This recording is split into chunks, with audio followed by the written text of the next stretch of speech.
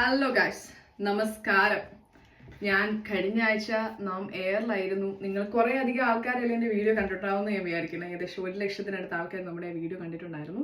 So കുറേ ആൾക്കാർ അതിനകത്ത് കുറേ ക്വസ്റ്റ്യൻസ് ചോദിച്ചിട്ടുണ്ടായിരുന്നു. എങ്ങനെയാ ഇതെന്നാ ഓൺലൈൻ പരദൂഷണമാണോ, ന്യൂ ജനറേഷൻ പരദൂഷണമാണോ? ഫസ്റ്റ് ഓഫ് ഓൾ എനിക്ക് മനസ്സിലാവാത്തതെന്ന് വെച്ചാൽ പബ്ലിക്കായിട്ട് വന്നിട്ടുള്ള ഒരു വീഡിയോയിൽ പബ്ലിക്കായിട്ട് എല്ലാവർക്കും അറിയാവുന്ന ഒരു ഇൻഫർമേഷൻ എങ്ങനെയാണ് പരദൂഷണമാവുന്നത്? What is the meaning of പരദൂഷണം? പ്ലീസ് നിങ്ങൾ എനിക്കത് പറഞ്ഞു തരണം. പിന്നെ കുറെ ആൾക്കാർ പറഞ്ഞേക്കുന്നു ബെൻസും BMW ഒക്കെ ഫ്രീ ആയിട്ട് എവിടെയാണ് കൊടുക്കുന്നതെന്ന്. എന്നാൽ നീ ഒരെണ്ണം വാങ്ങിക്കുന്നത്. ഫസ്റ്റ് ഓഫ് ഓൾ ആ കമന്റ് ഇട്ട ചേട്ടനോട് എനിക്ക് പറയാനുള്ളത് ബെൻസും BMW ഒന്നും ഫ്രീ ആയിട്ട് കിട്ടുമെന്ന് ഞാൻ എവിടെയും പറഞ്ഞിട്ടില്ല. ഞാൻ പറഞ്ഞത് വളരെ തുച്ഛമായ പൈസയ്ക്ക് നമുക്ക് വാങ്ങിക്കാനായിട്ട് കിട്ടും. അതിൻ്റെ അടിയിൽ യൂറോപ്പിലും കാനഡയിലും ഒക്കെ താമസിക്കുന്ന പലരും വന്നിട്ട് കമന്റ് ചെയ്തിട്ടുണ്ട്. പിന്നെ ഞാൻ എന്തിന് ഈ വിഷയത്തിൽ പ്രതികരിച്ചു എന്നുള്ളതാണ്. അവള് കണ്ടന്റ് ക്രിയേറ്റ് ചെയ്ത് ഇറങ്ങിയേക്കാം, പോരെ കത്തുമ്പോഴല്ലേ വാര വെട്ടാൻ പറ്റണമെന്ന് പറഞ്ഞ് കുറെ ആൾക്കാർ കമന്റ് അടിച്ചിട്ടുണ്ട്. എനിക്ക് നിങ്ങളോട് പറയാനുള്ളത്, അങ്ങനെയാണെങ്കിൽ കേരളത്തിൽ എന്നും ഇഷ്ടംപോലെ ഹോട്ട് ടോപ്പിക് ഉണ്ട്. ഞാൻ എത്ര വീഡിയോ ചെയ്തിട്ടുണ്ടെന്ന് നിങ്ങളൊന്ന് ചെന്ന് നോക്കണം എൻ്റെ ഫേസ്ബുക്കിൽ. ഞാൻ അങ്ങനെ വീഡിയോ ചെയ്യണമെന്നാ. പിന്നെ എന്തുകൊണ്ട് ഞാൻ പ്രതികരിച്ചെന്ന് വെച്ചാൽ ഞാനൊരു പ്രവാസിയാണ്. 8-9 വർഷമായിട്ട് കാനഡയിൽ ജീവിക്കുന്ന ഒരു പ്രവാസിയാണ് ഞാൻ. അപ്പം അതുകൊണ്ട് അത് കണ്ടപ്പോൾ എൻ്റെ സൈഡ്, എൻ്റെ എന്താണ് എനിക്ക് പറയാനുള്ളതെന്ന് എനിക്ക് പറയാനായിട്ട് തോന്നി. എൻ്റെ ഫേസ്ബുക്കിലാണ് ഞാനത് പോസ്റ്റ് ചെയ്തത്. പിന്നെന്തായിരുന്നു, ഓൺലൈൻ കോൺഫറൻസിൽ വീഡിയോ കോൺഫറൻസ് വഴി നിങ്ങൾ ഇപ്പോൾ പരദൂഷണം തുടങ്ങിയെന്ന് ചോദിച്ചതോടെ എനിക്ക് പറയാനുള്ളത്, എൻ്റെ യൂട്യൂബ് ലൈവ് ആയിരുന്നു അത്. ഞാൻ അതിൻ്റെ ഒരു ചെറിയ പാർട്ട് മാത്രമാണ് ഇവിടെ കൊണ്ടുവന്നിട്ടത്. അതിൻ്റെ ഫുൾ രൂപം എൻ്റെ യൂട്യൂബ് ലിങ്ക് എൻ്റെ പ്രൊഫൈലിൽ ഞാൻ ലിങ്ക് ചെയ്തിട്ടുണ്ട്. സോ അതിൽ പോയി കാണുവാണെങ്കിൽ ഫുൾ വീഡിയോ ആയിട്ട് കാണാനായിട്ട് പറ്റും, കാണാൻ താല്പര്യമുള്ളവർക്ക്.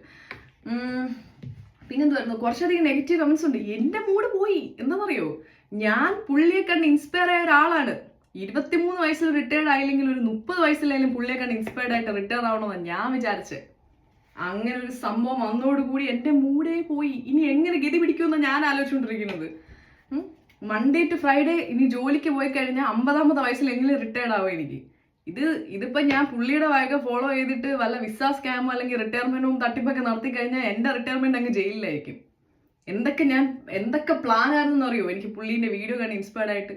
പിന്നെ പുള്ളി ഒരു മണ്ടനല്ല, പുള്ളി ഒരു ബുദ്ധിമാനാണ്. സോഷ്യൽ മീഡിയയുടെ എന്തൊക്കെ ഓപ്പർച്യൂണിറ്റി എങ്ങനെ യൂട്ടിലൈസ് ചെയ്യാം, എങ്ങനെ സോഷ്യൽ നെറ്റ്വർക്കിംഗ് ചെയ്യാം എന്ന് പുള്ളി നമുക്ക് പഠിപ്പിച്ചു തന്നു. പുള്ളി ഒരു വലിയ ഗുരുവാണ്. അങ്ങനെയാണ് ഞാൻ പുള്ളിയെ കാണുന്നത്.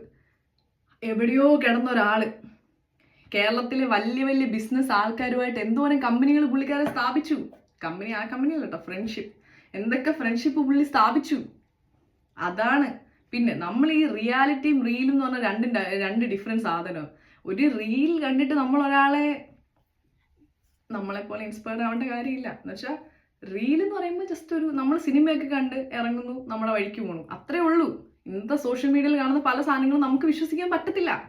പക്ഷെ ഞാൻ വല്ലാണ്ട് ആഗ്രഹിച്ചു പോയി. ഞാൻ രക്ഷപ്പെടുമെന്ന് എവിടേക്കോ എനിക്കൊരു ആഗ്രഹം ഉണ്ടായിരുന്നു. ഇനിയിപ്പോൾ സാരമില്ല.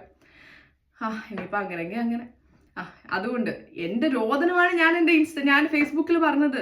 എന്നെപ്പോലെ ഇൻസ്പയർ ആയിരിക്കുന്ന ഒത്തിരി ആൾക്കാരുണ്ട്. പിന്നെ ഇഷ്ടംപോലെ പുള്ളിക്ക് ബ്ലൈൻഡ് ഫാൻസ് ഉള്ളതെന്ന് എനിക്ക് മനസ്സിലായിട്ടുണ്ടായിരുന്നു.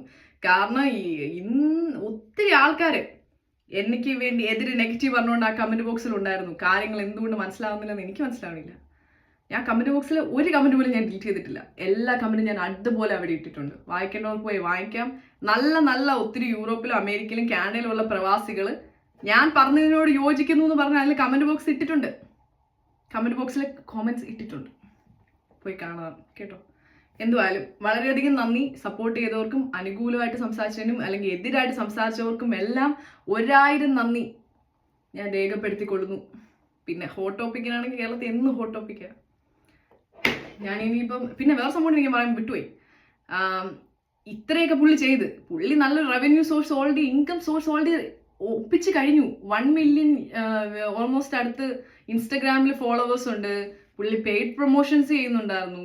പിന്നെ കുറെ കോഴ്സൊക്കെ എന്തൊക്കെയോ വിറ്റു എന്നൊക്കെ ആൾക്കാരൊക്കെ പറയുന്നു. പിന്നെ യൂട്യൂബിൽ നല്ല സബ്സ്ക്രൈബേഴ്സും കാര്യങ്ങളൊക്കെ ഉണ്ട്. സോ നമ്മളെ എല്ലാം പറ്റിച്ച് പുള്ളി ഓൾറെഡി ഒരു ഇൻകം സോഴ്സ് ഉണ്ടാക്കി കഴിഞ്ഞു. പിന്നെ കുറെ ആൾക്കാർ എന്നോട് ചോദിച്ചിട്ടുണ്ടായിരുന്നു, ഞാനത് വിട്ടുപോയി. നല്ല അസൂയ ഉണ്ടല്ലേ എന്ന്. എന്തിനാണ് അസൂയ? ആ സോഴ്സ് അറിഞ്ഞിട്ട് വേണമെങ്കിൽ എനിക്ക് രക്ഷപ്പെടാൻ. എന്ത് അസൂയാണ് എനിക്കുള്ളത്? അങ്ങനെ കുറെ ആൾക്കാർ. പിന്നെ ഇനിയിപ്പോൾ എന്തിനാ എനിക്ക് അസൂയ ഉണ്ടാവേണ്ടത്? സ്കാം ചെയ്തും നാട്ടുകാരെ പറ്റിച്ച് ജീവിക്കുന്നതിനാണോ എനിക്ക് അസൂയ ഉണ്ടാവേണ്ടത്? ഞാൻ നല്ല പണിയെടുത്ത് ജീവിക്കും. പണിയെടുത്തു. അപ്പം അത്രേ ഉള്ളൂ ഗൈസ്. നിങ്ങൾക്ക് ഇനിയും ഡൗട്ടും കാര്യങ്ങളൊക്കെ ഉണ്ടെങ്കിൽ എൻ്റെ കമൻറ്റ് ബോക്സിൽ ഇട്ടിരുന്നാൽ മതി. ഞാൻ ഉറപ്പായിട്ടും അതിന് റിപ്ലൈ തരുന്നതായിരിക്കും. Bye guys. ടാറ്റാ.